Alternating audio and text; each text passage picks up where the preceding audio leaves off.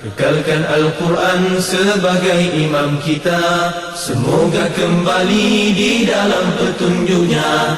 Kalamullah hidayah bagi kita, diberikan Jibril kepada. Kekalkan Al-Quran sebagai imam kita, semoga kembali di dalam petunjuk. یا ایھا الذین آمنوا، اے ایمان والو، یا ایھا الذین آمنوا ارکعوا واسجدوا، رکوع کرو اور سجدہ کرو۔ یہ بڑی اہم آیت ہے، اسے ذرا دھیان سے سمجھیں۔ اے ایمان والو، رکوع کرو، سجدہ کرو، وَاعْبُدُوا رَبَّكُمْ، اور اپنے رب کی عبادت کرو۔ ہم تو آج تک یہ سمجھتے ہیں کہ رکوع اور سجود ہی عبادت ہے، ایسے ہی ہے کہ نہیں؟ ہم کیا حدیث کے الفاظ کیا ہیں؟ بنی الاسلام علی خمس، اسلام کی بنیاد کس چیز پر ہے؟ 5 چیز۔ ان میں سے ایک تو کلمہ شہادت ہو گیا، دوسری شے کیا ہے؟ نماز۔ دن میں کتنی فرض ہے؟ 5۔ اس کے بعد نماز کے بعد کیا ہے؟ روزہ۔ روزہ 12 مہینوں میں سے صرف 1 مہینے میں فرض ہے، جس میں سے الحمدللہ ہم گزر رہے ہیں، باقی 11 مہینوں میں روزہ فرض نہیں۔ بھائی جاگ رہے ہیں؟ روزانہ کیا چیز فرض ہے؟ نماز۔ روزہ صرف سال میں 1 مہینے کا فرض، ٹھیک؟ تیسری شے کیا ہے؟ حج اور زکوٰۃ۔ زکوٰۃ صاحب نصاب پر فرض، ہر ایک پہ فرض نہیں ہے۔ حج صاحب استطاعت پر فرض، ہر ایک پہ فرض نہیں۔ اس کا مطلب ہے رمضان کے علاوہ باقی 11 مہینوں میں ہم پہ ایک ہی شے فرض ہے، اور وہ کیا ہے؟ نماز۔ یہ بات یہاں تک سمجھ آ گئی؟ نماز فرض۔ ایک دن میں کتنی دفعہ؟ 5 دفعہ۔ آپ کبھی اپنا ٹائم کیلکولیٹ کریں، آپ جماعت کے ساتھ انتہائی خشوع و خضوع سے 5 نمازیں پڑھیں تو یہ ایک دن میں ٹوٹل ٹائم بنتا ہے زیادہ سے زیادہ 2 گھنٹے۔ کتنے گھنٹے؟ 2 گھنٹے۔ دن میں کتنے گھنٹے ہیں؟ 24۔ 2 گھنٹے تو ہم نے نمازیں پڑھ لی اور ہم نے یہ سمجھا ہم نے اپنے رب کا حق ادا کر دیا، باقی 22 گھنٹوں میں عبادت کیسے ہوگی؟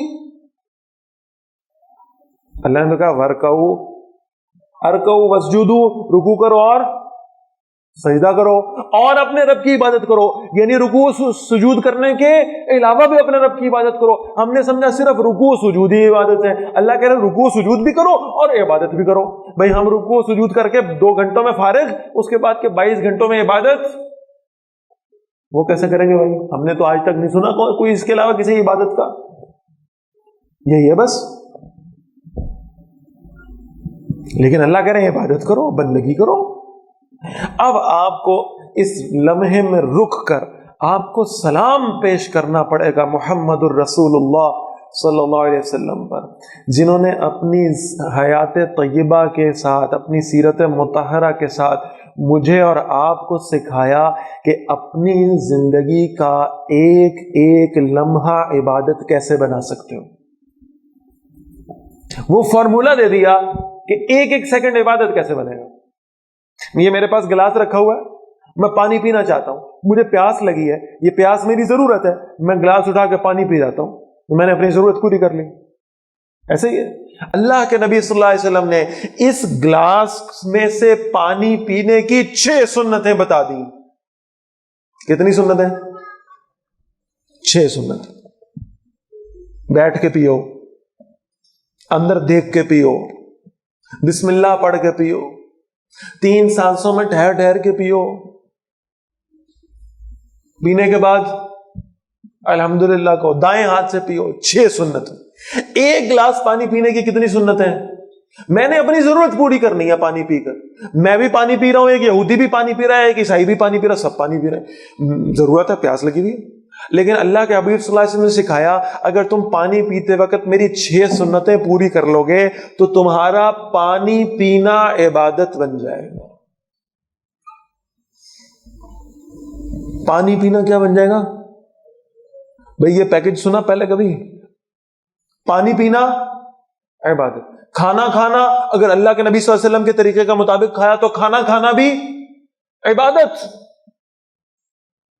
ملازمت کر رہے ہو اللہ اور اس کے رسول صلی اللہ علیہ وسلم کے اصولوں کے مطابق کی تو ملازمت بھی عبادت. تجارت کر رہے ہو اللہ کے نبی صلی اللہ علیہ وسلم کے اصولوں کے مطابق کی تو تجارت بھی عبادت. بلکہ یہ تو میں چھوٹی مثالیں دے رہا ہوں, ذرا بڑی مثال کی طرف آ جائیں. ہم اپنی زندگی کا بیشتر حصہ کس کام میں گزارتے ہیں؟ سو کر. اللہ کے نبی صلی اللہ علیہ وسلم فرماتے ہیں جس شخص نے رات کو عشاء کی نماز باجماعت پڑھی اور صبح اٹھ کے فجر کی نماز باجماعت پڑھی, اور ساتھ کچھ چیزیں میں ایڈ کر رہا ہوں کہ وہ اللہ کے نبی صلی اللہ علیہ وسلم کی سنت کے مطابق دائیں کروٹ پہ سویا, اس نے سونے کی دعا پڑھی اور صبح اٹھ کر جاگنے کی دعا پڑھی اور فجر کی نماز باجماعت پڑھ لی اور عشاء کی نماز باجماعت پڑھ لی. اللہ کے نبی صلی اللہ علیہ وسلم نے فرمایا یہ سو رہا تھا اور اللہ کے فرشتے اس کا اجر لکھ رہے تھے. اس کے ساری رات کا سونا بھی کیا ہے؟ عبادت بن گئی.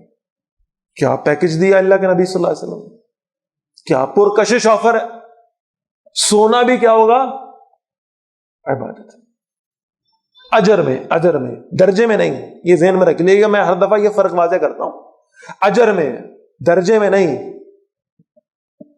ایک شخص وہ ہے جو ساری رات سوتا رہا تو اس کو عبادت کا اجر ملے گا, اور ایک وہ شخص ہے جو رات کو اٹھا, اس نے وضو کیا, اس نے تہجد پڑھی, اس نے قیام اللیل کیا, اس نے قرآن پڑھا. اب یہ اور وہ سونے والا عبادت میں برابر نہیں ہے, اس کا درجہ زیادہ ہے. جس نے جاگ کر بھی اللہ کی عبادت کی ہے, جس نے نیند قربان کر کے اللہ کی عبادت کی, اس کا درجہ بڑا ہے. سونا بھی عبادت. یہاں تک کہ اللہ کے نبی صلی اللہ علیہ وسلم نے فرمایا تم جب اپنی بیویوں کے ساتھ تعلق قائم کرو گے تو اللہ اسے بھی تمہارے لیے عبادت لکھے گا. صحابہ نے حیران ہو کر کہا اللہ کے نبی صلی اللہ علیہ وسلم یہ تو ایک تقاضا ہے, فطرتی تقاضا ہے, یہ تو شہوت ہے, اس کو پورا کرنا ہے, خواہش کو پورا کرنا ہے, یہ کیسے عبادت؟ حدیث کے الفاظ سنا رہا ہوں. اللہ کے نبی صلی اللہ علیہ وسلم نے فرمایا اگر تم اس شہوت کو پورا کرنے کے لیے نکاح کی بجائے زنا کا راستہ اختیار کر لیتے تو تمہیں اس کا گناہ ہوتا؟ صحابہ نے کہا بالکل ہوتا. تو فرمایا اگر تم اللہ کے ناجائز کردہ راستے کو اختیار کر لیتے اس شہوت کو پورا کرنے کے لیے تو گناہ ہوتا. اللہ کے جائز کردہ راستے کو اختیار کیا اور نکاح کیا, اور یہ دعا بھی سکھائی اللہ کے نبی صلی اللہ علیہ وسلم نے, تم مباشرت کرنے لگو یہ دعا پڑھا کرو. اگر اللہ کے جائز کردہ طریقے کے مطابق کیا تو وہ جو تم اپنی بیوی کے ساتھ تعلق قائم کر رہے ہو وہ بھی تمہارے لیے اجر و ثواب ہے. حدیث ہے. کیا خوبصورت دین دیا ہے اللہ نے اور اللہ کے نبی صلی اللہ علیہ وسلم. ایک ایک لمحہ زندگی کا عبادت بن سکتا ہے. اس محدود تصور کے خول کو توڑیں کہ صرف رکوع و سجود عبادت ہے, صرف نمازیں عبادت ہے. نہیں, یہ بھی عبادت ہے. ساری زندگی انسان کی عبادت ہونی چاہیے. شادی کا موقع آ گیا, کیسے شادی کرنی ہے؟ جیسے اللہ کے نبی صلی اللہ علیہ وسلم نے بتایا. کون سی رسومات جائز ہیں اور کون سی ناجائز ہیں اللہ کے نبی بتا رہے ہیں صلی اللہ علیہ وسلم. میں نہیں دیکھوں گا میرا کلچر کیا ہے, میں نہیں دیکھوں گا یہ اس وقت کی تہذیب کیا ہے, کون کون سی رسومات. ہم دیکھیں گے جو رسومات اللہ اور اس کے نبی صلی اللہ علیہ وسلم نے بتائیں بس وہ کریں گے, تو لہٰذا وہ شادی کرنا بھی عبادت بن جائے گا, اس فنکشن میں بیٹھنا بھی عبادت بن جائے گا. ایک ایک لمحہ زندگی کا عبادت بن سکتا ہے اگر اللہ کے نبی صلی اللہ علیہ وسلم کی اتباع کر لو تو. اتنا خوبصورت ہے میرا دین, اتنی خوبصورت ہے اللہ کے نبی صلی اللہ علیہ وسلم کی زندگی. معذرت کے ساتھ ہم ساری زندگی لگا, ہم سیرت پڑھی ہے جی, ہاں جی پڑھی. کیا پڑھا ہے؟ اتنی ہجری میں یہ ہوا, اتنی نبوی میں یہ ہوا, اتنے لوگ تھے, اتنے گھوڑے تھے, اتنی تلواریں تھیں, اتنی زرہیں تھیں. یہ غیر اہم باتیں نہیں ہیں, غیر اہم باتیں نہیں, بہت اہم ہے, بہت اہم. لیکن صرف یہی اہم نہیں ہے کہ آپ کو پتا ہو کہ گھوڑے کتنے اور زرہیں کتنی اور تلواریں کتنی اور اونٹ کتنے اور خچر کتنے. یہ صرف یہی اہم نہیں ہے. اللہ کے نبی کی زندگی میں سے اپنی زندگی گزارنا سیکھو. میں نے زندگی کیسے گزارنی. سیرت النبی کی جو کتاب ہے علامہ شبلی نعمانی اور سید سلمان ندوی رحمۃ اللہ علیہ, انہیں لکھا ہے انسان اپنی زندگی کے اس کا مقدمہ پڑھیں, کیا خوبصورت جملے لکھ گئے وہ. وہ کہتے ہیں انسان اپنی زندگی کے کسی بھی مرحلے پر ہو, کسی بھی درجے پر ہو, کوئی بھی حیثیت ادا کر رہا ہو, کوئی باپ ہے, کوئی بیٹا ہے, کوئی سپہ سالار ہے, کوئی حکومت کرنے والا ہے, کوئی تاجر ہے, کوئی ملازم, جو کچھ بھی وہ ہے, اگر وہ اپنی زندگی میں چاہتا ہے میں دیکھوں کہ سب سے بہترین نمونہ میرے لیے کیا ہے, تو اللہ کے نبی صلی اللہ علیہ وسلم کی زندگی, تب ہوگی عبادت, ایک ایک لمحہ عبادت بن جائے گا. اسی لیے کہا گیا ہے تمہارے نبی کی زندگی میں کیا ہے تمہارے لیے, اسوہ حسنہ ہے. یہ کسی اور شخصیت کی سیرت نہیں ہے جس میں صرف تمہیں تاریخ ملے, یہ صرف تاریخ کی کتاب نہیں ہے, یہ کتاب زندگی ہے. یہ تمہیں زندگی سکھانے آئے تھے اللہ کے نبی صلی اللہ علیہ وسلم کہ تم نے زندگیاں گزارنی کیسے ہیں.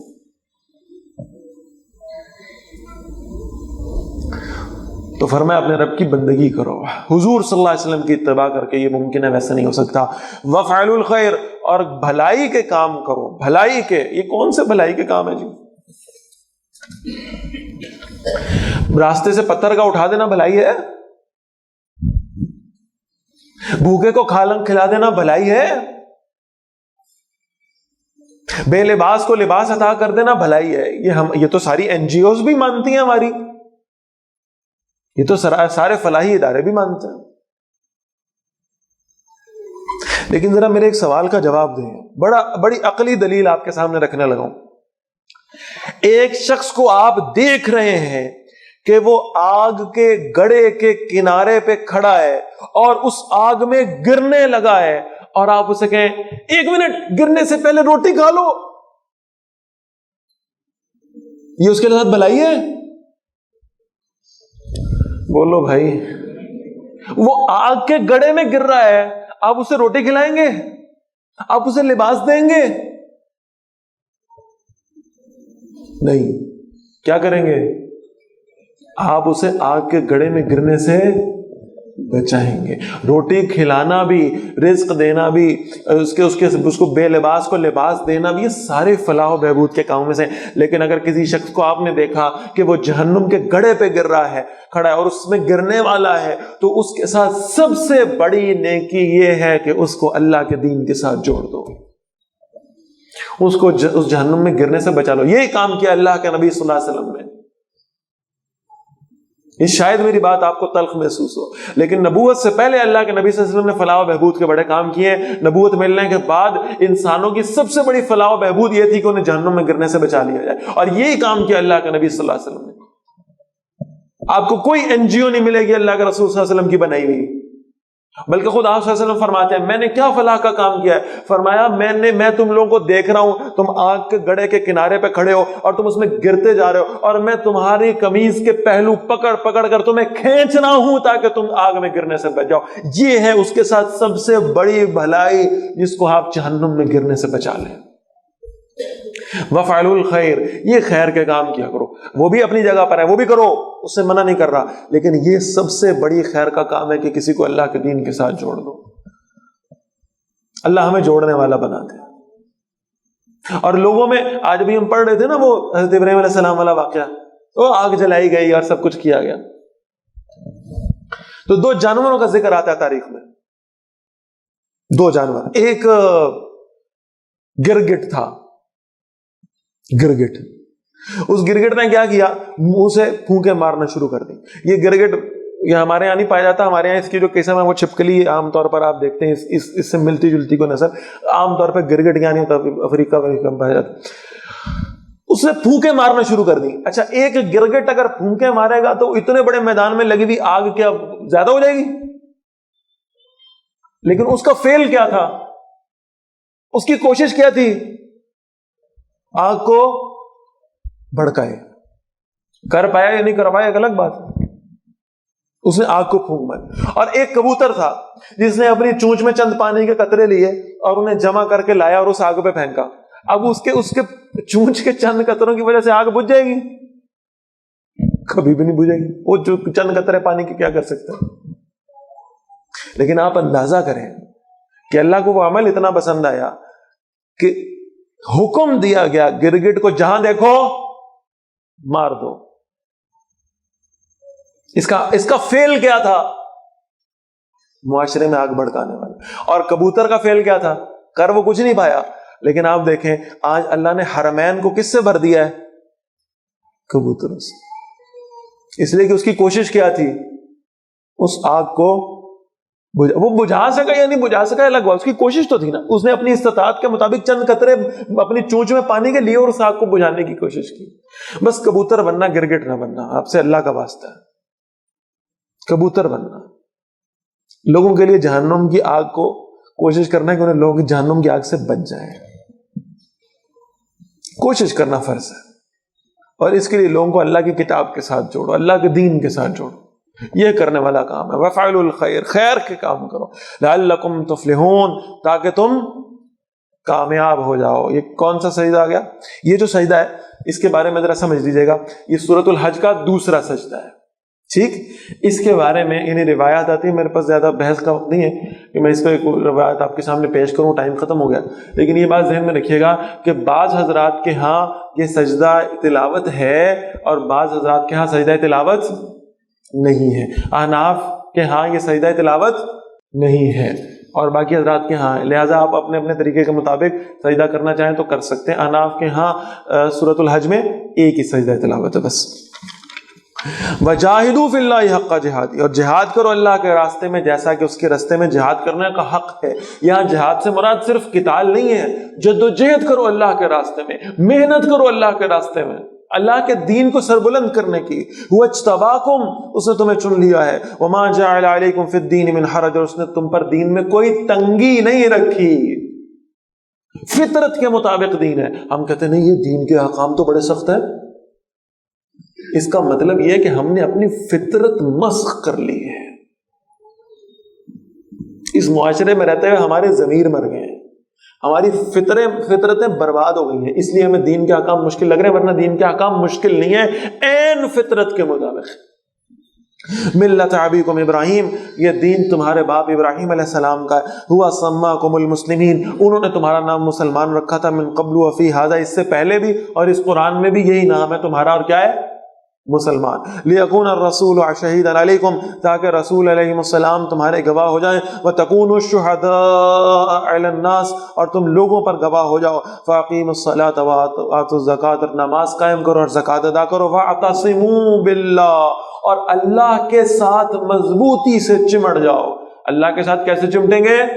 اللہ کی رسی کو مضبوطی سے تھام لو، اللہ کے ساتھ اپنا ڈائریکٹ کنیکشن قائم کر لو. اور وہ ڈائریکٹ کنیکشن کیسے قائم ہوگا؟ اللہ کے نبی صلی اللہ علیہ وسلم سے پوچھا گیا یہ حبل اللہ کیا ہے، یہ اللہ کی رسی کیا ہے جسے ہم نے پکڑ لینا ہے مضبوطی سے؟ فرمایا یہ قرآن اللہ کی رسی ہے، اسے تھام لو. اللہ کے ساتھ تمہارا ڈائریکٹ کنیکشن ڈیولپ ہو جائے گا. واعتصموا باللہ، اللہ کے ساتھ چمٹ جاؤ. ہوا مولاکم، وہی تمہارا حمایتی ہے. فنعم المولا، تو کیا خوب حمایتی ہے. ونعم النصیر، اور کیا خوب مددگار. اللہ ہم سب کا حمایتی اور ہم سب کا مددگار بن جائے. الحمدللہ سورۃ الحج بھی یہاں ختم ہو گئی اور اب ہم نے 17واں پارہ بھی اس کے ساتھ ہی ختم ہو گیا الحمدللہ. اس کے بعد کل ہم نے سورۃ المومنون شروع کرنی ہے. بالکل ابتدائی آیات ایمان والوں کی صفات پر مشتمل ہیں، بہت اہم ہے. انشاءاللہ ان پر تفصیل سے گفتگو ہوگی. اور پھر اس کے بعد انسان کے جو تخلیق کا پروسیجر ہے وہ بتایا گیا. اور اس سورۃ المومنون کی جو آخری اس کا رکوع ہے انتہائی خوبصورت آیات ہے.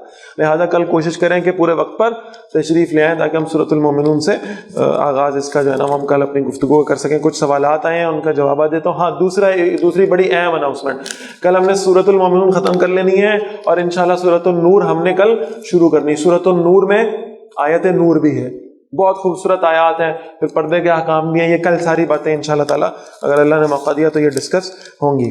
Kekalkan Al-Quran sebagai imam kita, semoga kembali di dalam petunjuknya. Kalamullah hidayah bagi kita, diberikan Jibril kepada. Kekalkan Al-Quran sebagai imam kita, semoga kembali di dalam petunjuknya. Kalamullah hidayah bagi kita.